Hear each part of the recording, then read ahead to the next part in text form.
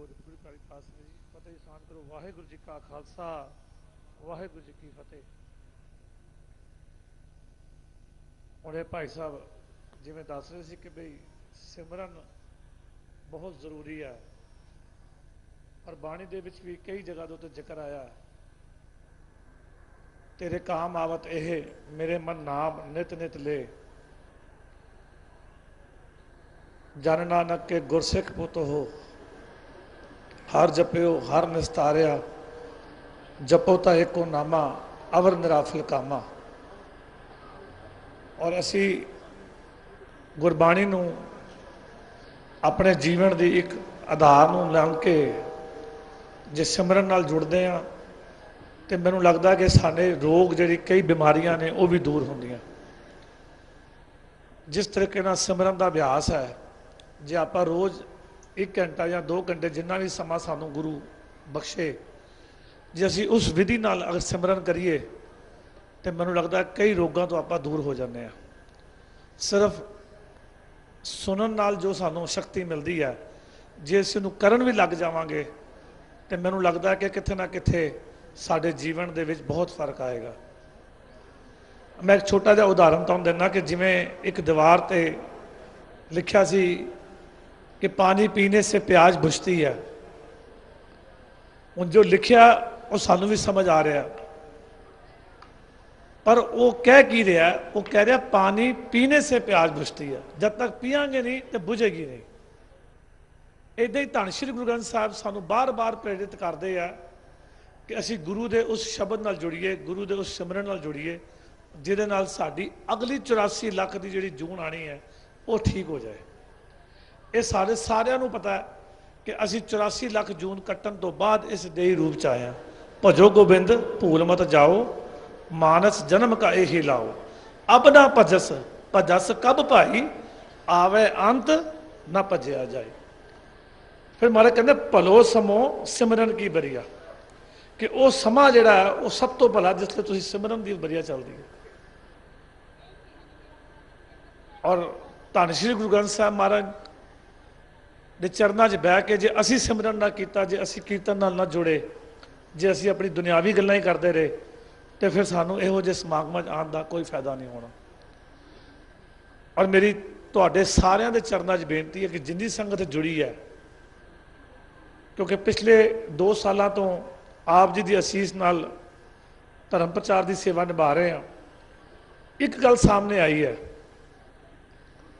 कि प्रचारक प्रचार कर रहे हैं अपने तरीके नाल और बहुत सोहने तरीके नाल, कीर्तनीय भी कीर्तन करते हैं,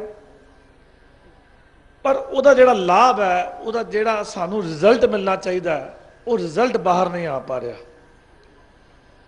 और उसका रिजल्ट बाहर ना आने का कारण है किथे ना किथे संगत अवेयरनेस जिहड़ी है वो घट गई है। असी लंगर प्रसादे वाल बिजी हो गए हैं, असी समागम दे विच जरूर इकट्ठ कर लेने हैं, पर जिद्दां ही इस समागम के कमरे तो बाहर जाना असी सारा कीर्तन का सार भुल जाना।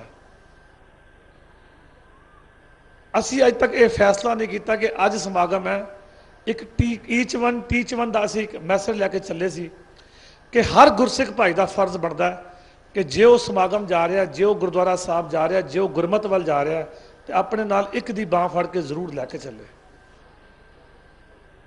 जे ये काम तुसी शुरू कर लिया तो धर्म प्रचार के चेयरमैन तुसी सारे ही बन जाओगे। ये मेरे कल्ले के वस का काम नहीं है। कोई भी कथावाचक जिसले कथा करता वो पिछे खोज 200 घंटे की, 250 घंटे की, 100 घंटे की होंगी है।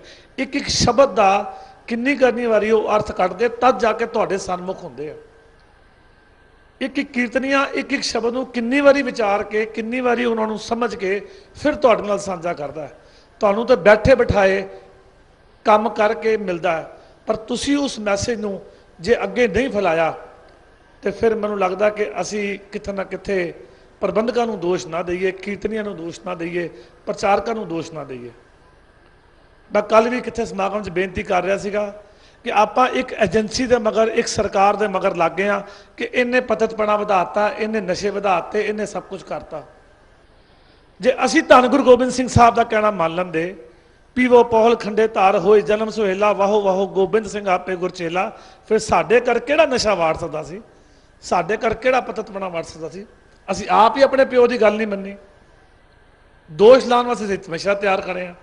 ਗੱਡੀ ਚਲਾ ਰਹੇ ਹੁੰਦੇ ਆ, ਨਾਲ ਦਾ ਡਰਾਈਵਰ ਬੈਠਾ, ਸਾਨੂੰ ਦਿਖ ਰਿਹਾ ਕਿ ਸਾਹਮਣੇ ਗੱਡੀ ਆ ਰਹੀ ਹੈ, ਵੱਜੇਗੀ, ਅਸੀਂ ਉਸਲੇ ਨੂੰ ਅਵੇਅਰ ਕਰਦੇ ਹਾਂ। ਪਰ ਜਿਸਲੇ ਸਾਡੇ ਘਰ ਦੇ ਵਿੱਚ ਗੁਰਮਤ ਨਹੀਂ ਹੈ ਔਰ ਗੁਰਮਤ ਦੀ ਜਗ੍ਹਾ ਦੁਰਮਤ ਵੜ ਰਹੀ ਹੈ, ਤਦ ਅਸੀਂ ਅਵੇਕ ਨਹੀਂ ਕਰਦੇ ਇੱਕ ਦੂਜੇ ਨੂੰ। ਸਾਨੂੰ ਉਹ ਅਵੇਕਨੈਸ ਦੀ ਲੋੜ ਹੈ। ਮੈਂ ਮਾਵਾਂ ਦੇ ਚਰਨਾਂ 'ਚ ਬੇਨਤੀ ਕਰਦਾ, ਆ ਅਰਦਾਸ ਹੀ ਤੁਹਾਡਾ ਜ਼ਿਕਰ ਕੀਤਾ ਗੁਰੂ ਸਾਹਿਬ ਨੇ, ਔਰ ਤੁਹਾਡੇ ਕਰਕੇ ਸਿੱਖੀ ਕਾਇਮ ਹੈ। ਜਿਨ੍ਹਾਂ ਮਾਵਾਂ ਨੇ ਆਪਣੇ ਬੱਚਿਆਂ ਦੇ ਟੋਟੇ ਟੋਟੇ ਕਰਾ ਗਲਾਂ 'ਚ ਹਾਰ ਪਵਾਏ, ਸਿੱਖੀ ਸਿਦਕ ਨਹੀਂ ਹਾਰਿਆ। ਆ ਇਸ ਲਾਈਨ ਨੂੰ ਵਿਚਾਰਿਓ। ਆਪਾਂ ਅਰਦਾਸ ਵਿੱਚ ਸੀਮਿਤ ਹੋ ਗਏ ਹਾਂ ਕਿ ਮੇਰੀ ਗੱਡੀ ਦੀ ਅਰਦਾਸ ਕਰ ਦਿਓ, ਮੇਰੇ ਘਰ ਦੀ ਅਰਦਾਸ ਕਰ ਦਿਓ, ਮੇਰੇ ਕਾਰੋਬਾਰ ਦੀ ਅਰਦਾਸ ਕਰ ਦਿਓ। ਜਿਹੜੇ 5 ਪਹਿਲੇ ਪੈਰਾਗ੍ਰਾਫ ਤੁਹਾਡੀਆਂ ਸ਼ਹੀਦੀਆਂ ਨੇ, ਤੁਹਾਡੀਆਂ ਕੁਰਬਾਨੀਆਂ ਦੀਆਂ ਨੇ ਕਿ ਸਿੱਖੀ ਦਾ ਬੂਟਾ ਲੱਗਾ ਕਿੱਥੋਂ ਹੈ, ਅਸੀਂ ਉਸ ਅਰਦਾਸ ਨੂੰ ਵਿਚਾਰਿਆ ਹੀ ਨਹੀਂ। ਕੋਈ ਮਾਤਾ ਐਸੀ ਵੀ ਹੋ ਸਕਦੀ ਹੈ ਕਿ ਜਿਹਦੇ ਬੱਚੇ ਦੇ 16 ਅੰਗ ਕੱਟੇ ਜਾਣ, ਧਾਗੇ ਵਿੱਚ ਪਰੋਏ ਜਾਣ, ਇਹ ਮਹਿਸੂਸ ਕਰਿਓ ਇਸ ਗੱਲ ਨੂੰ, ਔਰ ਫਿਰ ਉਸ ਮਾਤਾ ਦੇ ਗਲੇ 'ਚ ਪਾਏ ਜਾਣ ਤੇ ਉਹ ਮਾਤਾ ਖੜੇ ਹੋ ਕੇ ਕਵੇ ਕਿ 4 ਪੈਰ ਦਿਨ ਸੁੱਖ ਦਾ ਬਤੀਤ ਹੋਇਆ, 4 ਪੈਰ ਰਹਿਣਾ ਇਹ ਤੇਰੇ ਭਾਣੇ 'ਚ ਬਤੀਤ ਹੋਵੇ। ਆਪਾਂ ਇਮੈਜਿਨ ਕਰੀਏ ਕਿ ਆਪਾਂ ਕਿੱਥੇ ਹੈ, ਖੜੇ ਹੈ ਇਸ ਪਾਸੇ। ਇਹ ਸਿੱਖੀ ਕਿੱਦਾਂ ਖੜੀ ਹੋਈ ਹੈ, ਸਿੱਖੀ ਦਾ ਬੂਟਾ ਕਿੱਥੋਂ ਲੱਗਾ। ਇੱਕ ਵਾਰੀ ਮਹਿਸੂਸ ਤਾਂ ਕਰੋ ਕਿ ਸ਼ਹੀਦੀ ਹੋਈ ਕਿਸ ਤਰ੍ਹਾਂ ਤੇ ਕਿਹਦੇ ਵਾਸਤੇ ਹੋਈ। ਜੇ ਅੱਜ ਮਾਂ ਆਪਣੇ ਪੁੱਤਰ ਦੀ ਬਾਂਹ ਨਹੀਂ ਫੜ ਸਕਦੀ, ਕਿਉਂਕਿ ਸਭ ਤੋਂ ਪਹਿਲੇ ਮਾਂ ਨੂੰ ਪਤਾ ਲੱਗਦਾ ਘਰ 'ਚ, ਜਿਸ ਵੇਲੇ ਉਹ ਜੂੜੀ ਪਿੱਛੇ ਕਰ ਰਿਹਾ ਹੁੰਦਾ, ਜਿਸ ਵੇਲੇ ਉਹ ਰੋਮਾਂ ਦੀ ਬੇਅਦਬੀ ਕਰ ਰਿਹਾ ਹੁੰਦਾ, ਉਸ ਵੇਲੇ ਮਾਂ ਪੈਰਾ ਨਹੀਂ ਦਿੰਦੀ। ਔਰ ਮੇਰੀ ਬੇਨਤੀ ਹੈ ਵੀਰਾਂ ਨੂੰ ਵੀ, ਅਸੀਂ ਕਹਿਣਾ ਹੀ ਬੰਦ ਕਰਤਾ ਨਾਲ ਦੇ ਨੂੰ। ਅਸੀਂ ਡਰਦੇ ਹਾਂ ਕਿ ਸ਼ਾਇਦ ਬੁਰਾ ਨਾ ਮੰਨ ਜਾਏ। ਅਸੀਂ ਆਪਣਾ ਫਰਜ਼ ਤੇ ਅਦਾ ਕਰੀਏ, ਅੱਗੇ ਉਹਦੀ ਮਰਜ਼ੀ, ਪਰ ਆਪਾਂ ਤਾਂ ਫਰਜ਼ ਅਦਾ ਕਰੀਏ ਨਾ। ਬੁਰਾ ਮੰਨੇ ਚਾਹੇ ਚੰਗਾ ਮੰਨੇ, ਪਰ ਆਪਾਂ ਆਪਣੀ ਗੁਰੂ ਦਾ ਮੈਸੇਜ ਉਸ ਤੱਕ ਦੇਣਾ। ਆ ਤੁਸੀਂ ਰੋਡ ਦੇ ਉੱਤੇ, ਮੈਂ ਤਾਂ ਤੁਹਾਨੂੰ ਦੁਨਿਆਵੀ ਇਸ਼ਾਰਾ ਦੇਣਾ ਕਿ ਜਲਦੀ ਸਮਝ ਆ ਜਾਣ। ਆ ਰੋਡ ਦੇ ਉੱਤੇ ਇੱਕ ਨਾ ਬੋਰਡ ਲੱਗਾ ਹੁੰਦਾ ਬਹੁਤ ਵੱਡਾ, ਉਹਦੇ 'ਚ ਬਿਜਲੀ ਦਾ ਕਨੈਕਸ਼ਨ ਹੁੰਦਾ। ਸਰਕਾਰ ਨੇ ਆਪਣੇ ਵੱਜੋਂ ਉਸ ਤੇ ਲਿਖ ਦਿੰਦੀ ਹੈ ਕਿ 440 ਵੋਲਟ ਕਰਾਂਦਾ, ਭੈੜਾ ਜਾਂ ਮੂੰਹ 2 ਹੱਡੀਆਂ ਬਣਾ ਦਿੰਦੀ ਹੈ ਕਿ ਬਈ ਜੇ ਹੁਣ ਵੀ ਤੂੰ ਹੱਥ ਲਾਣਾ ਤਾਂ ਫਿਰ ਤੂੰ ਲਾ ਲੈ, ਸਾਡੇ ਵੱਲੋਂ ਅੱਗੇ ਹੀ ਕਰਤਾ। ਸਾਨੂੰ ਵੀ ਧੰਨ ਸ਼੍ਰੀ ਗੁਰੂ ਗ੍ਰੰਥ ਸਾਹਿਬ ਨੇ ਅਗਾਹ ਕਰਤਾ, ਸਮਝਾਤਾ ਕਿ ਜੇ ਤੂੰ ਹੁਣ ਨਾ ਸਮਝਿਆ ਤੇ ਫਿਰ ਅਗਲੀ 84 ਲੱਖ ਜੂਨ ਤਿਆਰ ਪਈ ਹੈ। ਜਿੰਨੇ ਮਰਜ਼ੀ ਤੂੰ ਚੌਮੀਨ ਦੇ ਦੂਜੇ ਨਵੇਂ ਨਵੇਂ ਲੰਗਰ ਬਣਵਾ ਲੈ ਤੇ ਤੂੰ ਵੀ ਖਾ ਲੈ, ਤੇ ਜੇ ਖਾਣ ਤੋਂ ਬਾਅਦ ਵੀ ਜੇ ਤੇਰਾ ਦਿਮਾਗ ਉੱਥੇ ਨਹੀਂ ਆਇਆ, ਜੇ ਤੇਰੀ ਸੁੱਧ ਉੱਥੇ ਨਹੀਂ ਆਈ ਗੁਰਮਤ ਦੇ ਵਿੱਚ, ਤੇ ਫਿਰ ਕੋਈ ਫਾਇਦਾ ਨਹੀਂ। ਅੱਜ ਪ੍ਰਣ ਕਰਕੇ ਜਾਇਓ। ਮੇਰੀ ਹੱਥ ਬਣ ਕੇ ਤੁਹਾਡੀ ਬੇਨਤੀ ਹੈ ਕਿ ਜੇ ਅਗਲਾ ਸਮਾਗਮ ਇੱਥੇ ਹੋਵੇ ਤੇ ਘੱਟੋ ਘੱਟ ਤੁਹਾਡੇ ਮਨ ਨੂੰ ਤਸੱਲੀ ਹੋਏ ਕਿ ਤੁਸੀਂ 2 ਬੰਦੇ ਜਾਂ 1 ਬੰਦਾ ਘੱਟੋ ਘੱਟ ਉਸ ਗੁਰੂ ਦੇ ਨਾਲ ਜੋੜ ਦਿੱਤਾ।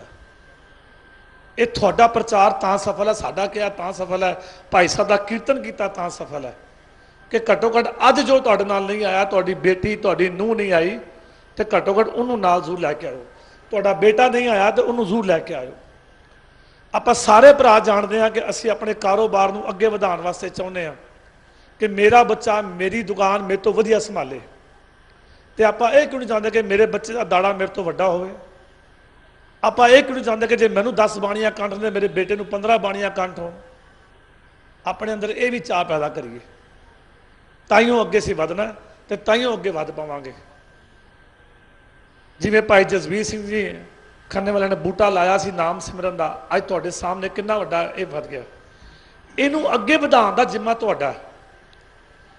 ਆਪਾਂ ਘਰਾਂ ਵਿੱਚ ਸਾਰੇ ਦਹੀਂ ਜਮਾਉਂਦੇ ਹਾਂ, ਸਭ ਨੂੰ ਪਤਾ ਬਈ ਦੁੱਧ ਲਿਆਓ, ਗਰਮ ਕਰੋ, ਉਹਨੂੰ ਦਹੀਂ ਲਾਓ, ਖੱਟਾ ਲਾਓ ਤਾਂ ਦਹੀਂ ਫਿਰ ਮੁੜ ਜਾਂਦੀ ਹੈ। ਤੁਸੀਂ ਹੁਣ ਜਿੰਨੇ ਇੱਥੇ ਬੈਠੇ ਹੋ, ਇਹ ਦਹੀਂ ਦੇ ਖੱਟੇ ਦੇ ਰੂਪ ਵਿੱਚ ਬੈਠੇ ਹੋ। ਇੱਦਾਂ ਤੁਸੀਂ ਬਾਹਰ ਨਿਕਲਣਾ ਤੇ ਤੁਸੀਂ ਕਿੰਨੀਆਂ ਦਹੀਆਂ ਜਮਾ ਦੇਣੀਆਂ, ਇਹ ਤੁਹਾਡੇ ਉੱਤੇ ਡਿਪੈਂਡ ਕਰਦਾ। ਤੁਸੀਂ ਕਿੰਨਾ ਗੁਰਸਿੱਖੀ ਦਾ ਘੇਰਾ ਵਧਾਉਣਾ, ਇਹ ਤੁਹਾਡੇ ਉੱਤੇ ਡਿਪੈਂਡ ਕਰਦਾ। ਪਰ ਜੇ ਆਪਾਂ ਇੱਥੇ ਤੱਕ ਸੁਣ ਕੇ ਔਰ ਇੱਥੇ ਮੁੱਕ ਗਏ ਤੇ ਫਿਰ ਅਸੀਂ ਅੱਗੇ ਗੱਲ ਨਹੀਂ ਕਰ ਪਾਵਾਂਗੇ। ਅਸੀਂ ਇੱਕ ਪ੍ਰੋਗਰਾਮ ਦਿੱਲੀ ਦੇ ਵਿੱਚ ਸ਼ੁਰੂ ਕੀਤਾ, ਲੈਟਸ ਟਾਕ ਔਨ ਸਿੱਖੀਜ਼ਮ। ਅਸੀਂ ਉਹਨਾਂ ਬੱਚਿਆਂ ਨੂੰ ਬਿਠਾ ਰਹੇ ਹਾਂ ਜਿਹੜੇ ਬੱਚੇ ਸਿੱਖੀ ਤੋਂ ਬੇਮੁਖ ਹੋ ਗਏ। ਜਿਹੜਾ ਪੱਕਾ ਉਹ ਤਾਂ ਸਾਡੇ ਕੋਲ ਹੈ ਹੀ ਹੈ। ਜਿਹੜਾ ਪੱਕਾ ਉਹਦਾ ਫਰਜ਼ ਬਣਦਾ ਕਿ ਕੱਚੇ ਨੂੰ ਪਕੜੇ ਤੇ ਕੱਚੇ ਨੂੰ ਪੱਕਾ ਕਰੇ। ਅਸੀਂ ਕਿਤੇ ਆਪਸ ਦੇ ਵਿੱਚ ਪੱਕਿਆਂ 'ਚ ਘੁੰਮੇ ਜਾਈਏ, ਇਹ ਨਾ ਹੋਵੇ। ਸਾਡਾ ਜਿਹੜਾ ਰਿਲੇਸ਼ਨ ਹੈ ਉਹ ਕੱਚੇ ਔਰ ਪੱਕੇ ਦਾ ਹੋਣਾ ਚਾਹੀਦਾ। ਪੱਕਾ ਜਿਹੜਾ ਹੈ ਉਹ ਕੱਚੇ ਨਾਲ ਡਿਟੈਕਸ਼ਨ ਕਰੇ, ਤਾਂ ਜਾ ਕੇ ਇਹ ਸਾਡਾ ਜਿਹੜੀ ਫੁਲਵਾੜੀ ਦੇ ਵਿੱਚ ਜਿਹੜਾ ਕਿਤੇ ਦੀਮਕ ਲੱਗਣ ਵਾਲਾ ਕੰਮ ਸ਼ੁਰੂ ਹੋਇਆ ਇਹਨੂੰ ਠੱਲ ਪੈਣਾ। ਸੋ ਮੈਂ ਆਸ ਕਰਦਾ ਕਿ ਇਹਨਾਂ ਸਮਾਗਮਾਂ ਤੇ ਜੋ ਅਸੀਂ ਇੱਥੋਂ ਸੇਹ ਲੈ ਕੇ ਜਾਂਦੇ ਹਾਂ ਧੰਨ ਸ਼੍ਰੀ ਗੁਰੂ ਗ੍ਰੰਥ ਸਾਹਿਬ ਤੋਂ, ਬਾਣੀ ਤੋਂ, ਉਹਨੂੰ ਅਸੀਂ ਅੱਗੇ ਫੈਲਾਉਣ ਦਾ ਜਿੰਮਾ ਆਪਣੇ ਮੋਢਿਆਂ ਤੇ ਵੀ ਚੁੱਕਣਾ ਹੈ। ਤਾਈਓ ਸਾਡੇ ਇਹ ਸਮਾਗਮ ਸਫਲ ਹੋਣੇ ਹੈ। ਔਰ ਇੱਧਰ ਦੇ ਪ੍ਰਬੰਧਕ ਕਮੇਟੀ ਦਾ ਔਰ ਜਿਹੜੇ ਵੀ ਇਸ ਪ੍ਰੋਗਰਾਮ ਨੂੰ ਆਰਗੇਨਾਈਜ਼ ਕਰ ਰਹੇ ਆ ਉਹਨਾਂ ਨੂੰ ਮੈਂ ਵਧਾਈ ਦਿੰਦਾ। ਔਰ ਦਿੱਲੀ ਸਿੱਖ ਗੁਰਦੁਆਰਾ ਕਮੇਟੀ ਵੱਲੋਂ ਆਪ ਜੀ ਨੂੰ ਪੂਰਾ ਆਸ਼ਵਾਸਨ ਦੇਣਾ ਕਿ ਅੱਜ ਪ੍ਰਧਾਨ ਮਨਜੀਤ ਸਿੰਘ ਜੀ ਕੇ ਸਾਹਿਬ ਨੇ ਇੱਥੇ ਪਹੁੰਚਣਾ ਸੀ, ਪਰ ਦਿੱਲੀ ਵੀ ਕਈ ਰੁਝੇਵੇਂ ਹੋਣਗੇ, ਕਈ ਸਮਾਗਮ ਦਿੱਲੀ ਵੀ ਚੱਲਦੇ ਸਨ। ਉਹਨਾਂ ਨੇ ਡਿਊਟੀ ਲਾਈ ਕਿ ਆਪ ਜੀ ਦੇ ਚਰਨਾਂ ਦੇ ਵਿੱਚ ਹਾਜ਼ਰੀ ਦੇਣੀ ਹੈ। ਸੰਗਤ ਵੱਡੀ ਹੈ ਔਰ ਸੰਗਤ ਕੋਲੋਂ ਇੱਕੋ ਗੱਲ ਦੀ ਆਸ ਰੱਖਦੇ ਆ, ਕਿਉਂਕਿ ਪ੍ਰਬੰਧਕ ਵੀ ਤਾਂ ਹੀ ਅੰਦਰੋਂ ਖੁਸ਼ ਹੁੰਦੇ ਜਿਸਲੇ ਪ੍ਰਬੰਧਕ ਦੀ ਗੱਲ ਸੰਗਤ ਸਮਝਦੀ ਆ। ਔਰ ਅੱਜ ਮੈਨੂੰ ਲੱਗਦਾ ਕਿ ਜੇ ਕਿੱਥੇ ਇਹਨਾਂ ਵਿੱਚੋਂ ਕੁਝ ਵੀ ਅਗਰ ਇਸ ਗੱਲ ਨੂੰ ਮਨ ਬਣਾ ਲੈਣ ਕਿ ਅਸੀਂ ਈਚ ਵਨ ਟੀਚ ਵਨ ਦਾ ਮੈਸੇਜ ਲੈ ਕੇ ਨਿਕਲਾਂਗੇ, ਤੇ ਮੈਨੂੰ ਲੱਗਦਾ ਕਿ ਇਹ ਸਮਾਗਮ ਅੱਜ ਸਫਲ ਹੋਏਗਾ। ਸੋ ਜੇ ਕੋਈ ਵਾਦੀ ਘਾਟੀ ਹੋ ਗਈ ਹੋਏ ਤਾਂ ਮਾਫੀ ਹੈ, ਦਿਲ ਦਾ ਬਲਬਲਾ ਸੀ ਤੁਹਾਡੇ ਨਾਲ ਸਾਂਝਾ ਕੀਤਾ। ਫਤਿਹ ਪ੍ਰਵਾਨ ਕਰਿਓ। ਵਾਹਿਗੁਰੂ ਜੀ ਕਾ ਖਾਲਸਾ, ਵਾਹਿਗੁਰੂ ਜੀ ਕੀ ਫਤਿਹ। ਬਹੁਤ